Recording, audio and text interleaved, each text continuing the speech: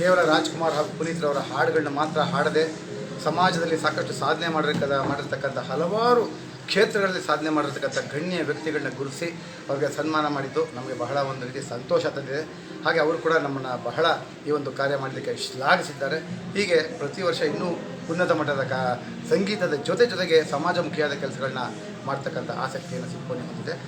ಈ ಒಂದು ಕಾರ್ಯಕ್ರಮಕ್ಕೆ ಬಂದು ಸಾಕಂತ ನಮ್ಮ ಎಲ್ಲ ಪತ್ರಿಕಾ ಮಿತ್ರರಿಗೂ ಅನಂತ ಧನ್ಯವಾದ. ಸರ್, ಪ್ರಶಸ್ತಿ ಕೂಡ ಕೊಟ್ಟರೆ ಇವತ್ತು. ಹೌದು, ಅದ್ರ ಬಗ್ಗೆ ಹೇಳಿ ಸರ್. ಅದೇ ಯಾಕೆಂದರೆ ರಾಜ್ಕುಮಾರ್ ಅವರು ಕೇವಲ ನಮ್ಮ ಚಿತ್ರನಟರಲ್ಲ, ಅವರು ನಮ್ಮ ಒಂದು ಶಕ್ತಿ. ಹಾಗೂ ಪುನೀತ್ರವರು ಅವರದೇ ಆದ ಕೆಲವು ವಿಷಯಗಳಿಂದ ನಮಗೆಲ್ಲರೂ ಆದರ್ಶ.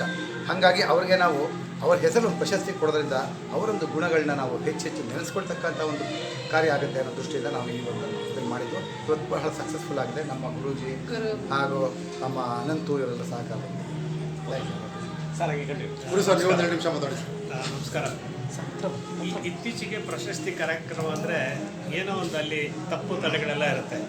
ಉದಾಹರಣೆಗೆ ಸ್ಟೇಜ್ ಮೇಲೆ ಒಬ್ಬರು ಹೇಳಿದರು, ಈ ಪ್ರಶಸ್ತಿನ ಆಯ್ಕೆ ಮಾಡಬೇಕಾದ್ರೆ ಏನೋ ಇರುತ್ತೆ. ಆದರೆ ಇಲ್ಲಿ ನಮ್ಮ ಸಿಂಫನಿ ಶಿವ ಅವರು ತಮ್ಮ ಒಂದು ಯೋಚನೆಯನ್ನು ಮಾಡಿ ಇಂದಿನ ಕಾರ್ಯಕ್ರಮದಲ್ಲಿ ಸಮಾಜದ ಎಲ್ಲ ಪ್ರತಿಷ್ಠಿತರಿಗೆ ಒಂದು ಸನ್ಮಾನ ಸೂಚಿಸಬೇಕು. ಬರೀ ಹಾಡೋರಲ್ಲ, ಅಥವಾ ಬರೀ ಮ್ಯೂಸಿಕ್ ಡೈರೆಕ್ಟರ್ ಅಲ್ಲ, ಒಬ್ಬ ಡಾಕ್ಟರ್ ಆಗಲಿ, ಒಬ್ಬ ಇಂಜಿನಿಯರ್ ಆಗಲಿ, ಬೇರೆ ಬೇರೆ ವಿಧ ವಾಕ್ಯಗಳಿಂದ ಅವ್ರನ್ನ ಗುರುತಿಸಿ, ಉದಾಹರಣೆಗೆ ನಮ್ಮ ಅಡುಗೆ ಪಾಕಶಾಲೆ ಅವರು ಕೂಡ ವಾಸುದೇವ್ ಅಡಿಗೆ ಅವರು ಇಂಥವ್ರೆಲ್ಲ ಗೊತ್ತಿಲ್ಲದೇ ಸಮಾಜ ಸೇವೆ ಮಾಡ್ತಾ ಇರ್ತಾರೆ. ಅಂಥವ್ರನ್ನ ಹುಡುಕಿ ಏನು ಒಂದು ಪ್ರಶಸ್ತಿ ನೀಡ್ತಾರಲ್ಲ, ಅದು ಖಂಡಿತವಾಗ್ಲೂ ಎಲ್ಲರಿಗೂ ಬಹಳ ಮೆಚ್ಚುಗೆ ಆಗೋಂಥ ಕೆಲಸ. ಅಂಥ ಕೆಲಸ ಮಾಡಿದರೆ ಇಲ್ಲಾಂದರೆ ಏನಾಗುತ್ತಂದರೆ ಒಟ್ಟು ರಾಜ್ಕುಮಾರ್ ಹೆಸರು ಅಥವಾ ಪುನೀತ್ ಹೆಸರು ಇಟ್ಕೊಂಡು ಯಾರೋ ಒಂದು ಏನೇನೋ ಅವ್ರವ್ರ ಬೆಳೆ ಬೇಯಿಸ್ಕೊಳ್ಳೋಕ್ಕೆ ಪ್ರಯತ್ನ ಮಾಡ್ತಾರೆ. ಇದನ್ನು ಶಿವರು ಹಾಗೆ ಮಾಡಿಲ್ಲ ಅಂತ ಹೇಳೋದಕ್ಕೆ ನಾನು ಭಾಳ ಸಂತೋಷ ಪಡ್ತೀನಿ. Thank you very much. ಭಾಳ ಪ್ರಸನ್ನ. Thank you sir. ಪರಿಚಯ ಮಾಡ್ಕೊಂಡ್ಬಿಡಿ. ಬಿಡಿ ಅವರು ಮಾತಾಡೋದು. ನನ್ನ ಹೆಸರು ಶ್ರೀಲತಾ ಅಂತ. ನಾನು ಸಿಂಫೋನಿಯಲ್ಲಿ ಅಡ್ಮಿನ್ ಕಮ್ ಸೆಕ್ರೆಟ್ರಿ ಆಗಿದ್ದೀನಿ.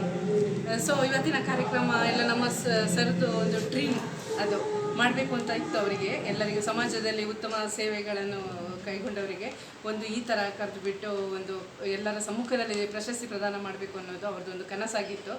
ಅದು ಇವತ್ತು ನೆರವೇರಿದೆ. ನಿಮ್ಮೆಲ್ಲರ ಸಹಕಾರದಿಂದ ಎಲ್ಲರೂ ಅದಕ್ಕೆ ಕೈ ಜೋಡಿಸಿದ್ರಿಂದ ತುಂಬ ಸಕ್ಸಸ್ಫುಲ್ ಆಗಿದೆ. ನಮ್ಮ ಸರ್ ಇವರನ್ನು ನಾನು ಮೇಯ್ನ್ ನೆನೆಸ್ಕೊಳ್ಬೇಕು, ಅನಂತ್ ಸರ್ ಅವರು. ಮುಂದೆನೂ ಇದೇ ಥರದ ಕಾರ್ಯಕ್ರಮ ಮಾಡ್ತೀರಾ? ಮಾಡ್ತೀವಿ ಸರ್, ಡೆಫಿನೆಟ್ಲಿ ಮಾಡ್ತೀವಿ. ಎಲ್ಲರ ಸಹಕಾರ ಪ್ರತಿ ವರ್ಷ ನಿಮ್ಮೆಲ್ಲರ ಸಹಕಾರ ಇದ್ದರೆ ಮಾಡ್ತೀವಿ, ಡೆಫಿನೆಟ್ಲಿ ಮಾಡ್ತೀವಿ